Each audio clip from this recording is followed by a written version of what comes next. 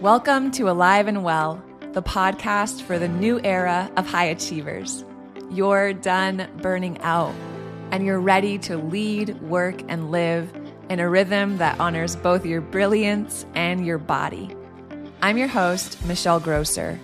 I'm a trial attorney turned nervous system strategist, and I've lived the burnout story. I know what it's like to chase your goals at the expense of your well-being. And I also know it doesn't have to be that way. Here, we're redefining success. It's where productivity feels peaceful, boundaries feel like freedom, and energy comes from within.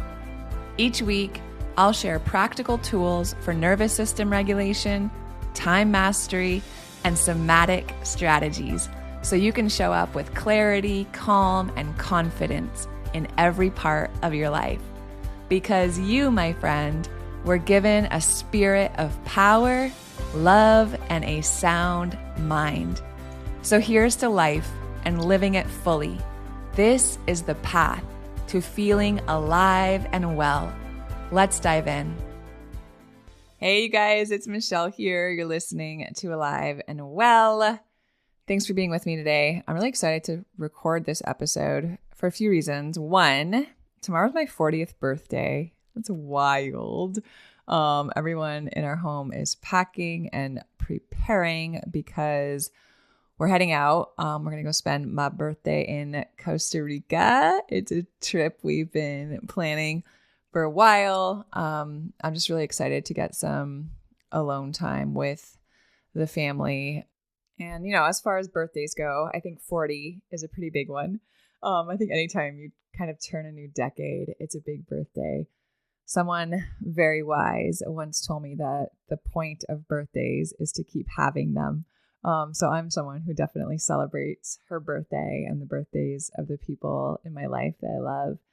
And I think especially turning 40, it's just been a time, the last few months really, of reflection, looking back, all the ways in which I've been so blessed and how God just has been so faithful, and also looking ahead and being really excited for what this new decade is going to bring for me, for my family, for our businesses, personally, things we want to explore, adventures that we have ahead. I'm just so excited.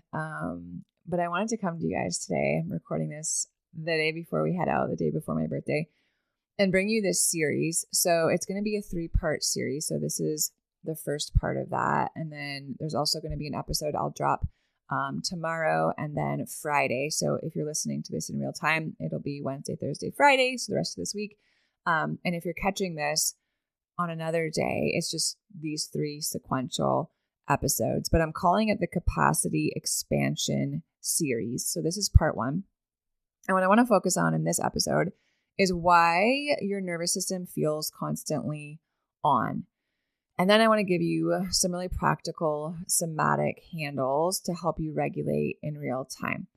Because I think something that we maybe notice, we feel, but we can't quite put our finger on, or maybe we just don't have the vocabulary or the words for it, is that feeling when we feel like we're always on, like our brain is always running, we're always anticipating, planning, thinking, prepping, like the mental load, the mental checklists. We kind of wake up tense, ready to go, all the things that we have in our calendar, the balls that we're juggling, and we move through the day at a really brisk pace. And then it gets to the end of the day and we just kind of fall into bed, tired but wired. And I think I'll speak for myself, but for the longest time, I thought that's just how I was, right? Like I'm just someone who gets things done. I'm always busy. I'm type A, like whatever label you want to slap on it. And then the other thing is that I thought that's just what life was like as a working mom. And what I've learned since, as I've grown in wisdom, is that's my nervous system.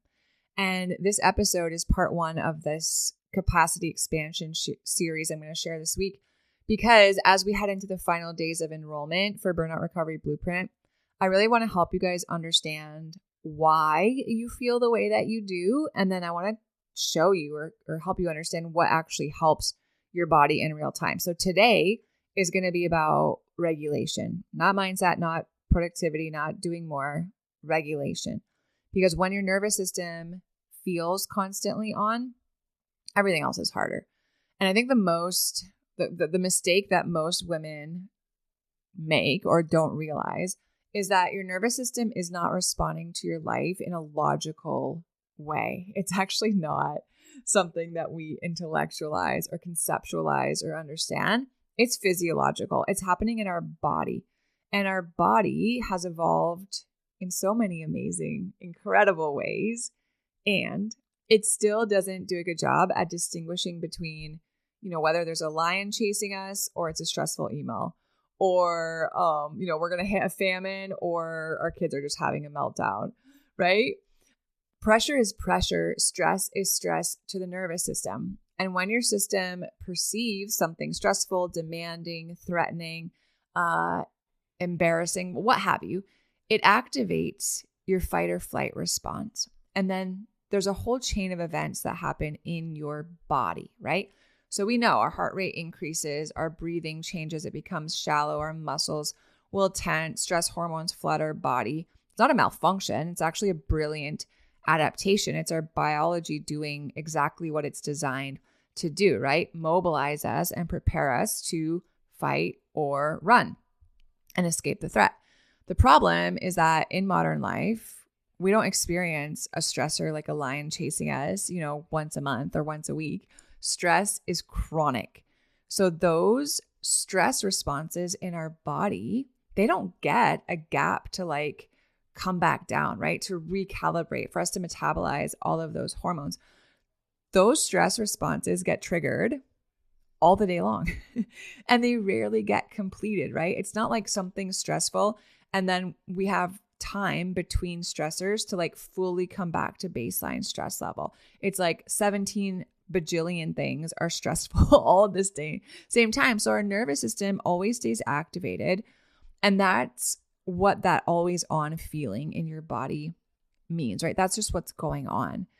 And it's also why trying to calm down doesn't work. So often it doesn't work because when we're dysregulated, our body actually doesn't want to be still, right? When you're feeling really anxious about something or overwhelmed or you're worrying about something and you're like, okay, I just need to calm down. And you try to just sit down and meditate or breathe or journal or be still. That's the opposite of what your body, every impulse in your body is to do in that moment, right? Your body wants you to run or fight in order for you to be safe, not for you to just sit and be still. Your nervous system actually wants completion of that stress cycle. Every cell in your body is mobilized for action, right? To fight or to run. But what do? We sit in our car or we sit at our desks or we sit in meetings or we sit in traffic and we're trying to force ourselves to stay still. And all of that activating energy has nowhere to go. So what does it do? It just stays in your system. And that's why when you're feeling stressed and overwhelmed, sitting down can feel unbearable when you have all that activating energy running through your body, right? It's you've got to move, you've got to get stuff done. Deep breathing, right? Sometimes it can even make you feel worse. Telling yourself to relax. It just doesn't land because your nervous system doesn't speak a verbal language. You can't just tell yourself to do something when you're in a fight or flight stress response or a freeze stress response. You have to communicate with your body in a way that your body understands. What does your body understand? Your body understands movement. Your body understands rhythm. Your body understands breath. Your body understands safe social connections. Your body understands different sensations. And those are the kinds of things, the tools that you want to have in your toolbox to help shift the state of your nervous system. And that's kind of what I want to work through with you a bit today. So before we walk through some of these tools I want to share with you, these are not hacks. These are not burnout cures. They're not cures for anything, frankly. They're not the full solution, but they're helpful. They're tools.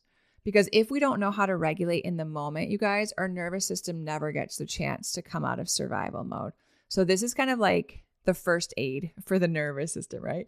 Eventually, we want to get deeper in our healing and not need to be like calling for the first aid medic all the time. But there are times and there are situations and there are moments and places where that's the appropriate move, right? That's actually what we need. So we want to have these tools, these kind of first aid in the moment, SOS tools when we need to change, or we want to change states of our nervous system. They create enough safety, they create stability, and then that opens up a pathway for deeper change to happen. And that's actually what we're going to talk about in tomorrow's episode in part 2. So come back for that. So today's kind of like in the moment, first aid, SOS, let's kind of like get in there and shift the state with these tools. And then tomorrow we go deeper and we're like, hey, why are we getting dysregulated in the first place, right? What's the deeper change that needs to happen? So we're not always having to rely on all of these different tools to help us feel more comfortable in our skin. So the first tool I want to walk you guys through is just like primal stress release movement. This is so foundational. When your nervous system enters a fight or flight state, which we just talked about this, right? Every cell in your being is being primed for action. Your muscles are tightening, energy surges, blood is being diverted from your core to your extremity so you can fight or you can run. And like you're meant to move. And in the wild, animals, they know how to complete this stress response instinctively, right? You've probably seen it in your dogs. I talk about this all the time, but when something happens, what does your dog do? They shake it off. And we're supposed to do the same thing. After escaping a threat, again, we're talking evolution in our evolution, right? After escaping some sort of threat, we would shake, we would run, we would tremble, and then our body would have the capacity to return back to baseline stress levels. But here in this modern day and age, we rarely do that. We interrupt the natural processes of our body. So we can actually just go back to that, right? Intentional, unstructured movement, not a workout plan, not a high intensity interval training program, not discipline, just moving your body and following your body's impulses to let your body discharge stress. Your body is so wise. It knows what it needs to do to discharge stress if we just feel safe enough to allow our body to lead. So don't overthink this. Like put on your favorite song and stand up and move your body. Shake your arms out, shake your legs out, right? Bounce gently on your feet, swaying side to side, right? Pumping your arms, stomping your feet, moving however feels good and natural for you in that moment. It does not need to be graceful. No one's going to ever see it. But it does need to be honest. And even like, it probably won't even take the whole song for you to notice a shift. 60 seconds, right? A minute and a half. That can shift the state of your nervous system, and your body will have said, hey, something's going on that feels stressful. We've got to fight or we've got to run. Okay, we're actually moving our body. We're responding to this communication that's coming through. The danger's past. Now we can slow this down and return to baseline stress level. Game changer, you guys. It's my favorite. Okay, the second tool I want to walk you through is just using your breath as a regulation signal. Our breath is so amazing because it's one of the few functions of our body that's both automatic in the sense that we're breathing all the time, whether we're conscious of it or not. Like I don't have to stay up all night to make sure that I'm breathing, right? I fall asleep and I'm not conscious, but I'm still breathing. And it's also something that we actually have control over and we can manipulate. So there's both. And breathing is one of the fastest ways that we can communicate safety to our nervous system when it's done correctly. So when we are stressed, overwhelmed, anxious, whatever it is, frustrated, our breathing changes and it becomes faster and it becomes more shallow, right? We get frustrated with something and all of a sudden we're just staying in our chest and it's like, that tells our body, stay on alert, right? Something bad's going to happen. This is stressful, right? We have to be ready to prepare to run or fight or what have you. But when we intentionally slow our breath, especially our exhale, you guys, that stimulates your vagus nerve, which activates your parasympathetic circuit of your nervous system. The nickname for that circuit is our rest and digest response. And the simplest way to do this is just paced nasal breathing. So inhaling through your nose for a slow count, let's say 4 counts, right? In through your nose for 4. And then exhaling for a slightly longer. So let's say 6. 6, 5, 4, 3, 2, 1 as you exhale. Let's do that together a few times. So in through your nose, in 4, 3, 2, 1. Exhale through your nose. 6, 5, 4, 3, 2, 1. Again, in through your nose. 3, 4, and exhale through your nose. Let it go. Let the shoulders drop. Let your jaw soften. Let all the muscles in your face just relax. Good. Keep breathing on your own. The goal here is rhythm. It's not necessarily depth or any fancy breath, but as your breath intentionally slows and as you extend and lengthen your exhale, your heart rate follows and your muscle tension softens and your nervous system has the capacity to start to downshift. And you're not convincing yourself that you're safe. You're not telling yourself, you're not using words. You're actually showing your body. And that's how the body works. That's how the nervous system works, right? So show me system. And then finally, the third tool I want to leave you with today is bilateral stimulation. This is also one of my favorites, especially when your mind is like stuck or spiraling, or you feel like you're ruminating, or you can't get out of your head. You're trying to make a big decision. You're replaying something over and over. How could he have said that? Or why didn't I think of saying this, right? That conversation that's just looping in your mind. Bilateral stimulation engages both sides of your brain. And it engages both sides of your brain in a really like rhythmic alternating pattern. And that alters the brain function and helps you to interrupt stress loops. It brings your system back into balance. You already do this naturally when you walk, right? Left, right, left, right. So you can just go for a walk. It's why a walk is a great way to clear your mind. It's why instead of saying like, I have to think about that or I'm going to sleep on it, we should be saying, I'm going to walk on it, right? Go for a walk and clarity will come because you're actually like changing the way that your brain is functioning when you engage in bilateral stimulation. You can do butterfly tapping. So just crossing your arms across your chest and using your hands to just gently tap your chest, left, right, right? Just back and forth slowly and rhythmically. You can do it tapping your thighs, right? Put your hands on your legs and just on your lap and just like tap left, right. And you're just breathing gently and noticing your body. And for those of you who have heard of or tried different therapies, things like EMDR, it's the same technique that's used in those therapies because it actually helps the brain process stress instead of staying stuck in it. So again, you're not forcing calm, right? You're just giving your nervous system a natural way to settle. Okay, so those are 3 like quickies that I'm going to give you guys today. Come back tomorrow and we're going to go a little bit deeper. But what I want you to hear today is that if these tools help, awesome. It doesn't mean that you're like dependent on them. It means your nervous system has been living under sustained load, and learning how to regulate in real time is a skill, you guys. It's a life skill. I want to know it. I want my husband to know it. I teach it to my kids. And inside of Burnout Recovery Blueprint, we don't just teach these tools, but I'm going to teach you when to use them. I'm going to teach you why they work. I'm going to teach you more. We actually have a whole somatic playlist library. I have about 40 of these somatic tools in there with videos and instructions and audio and breath work and meditations and body scans and all this amazing stuff.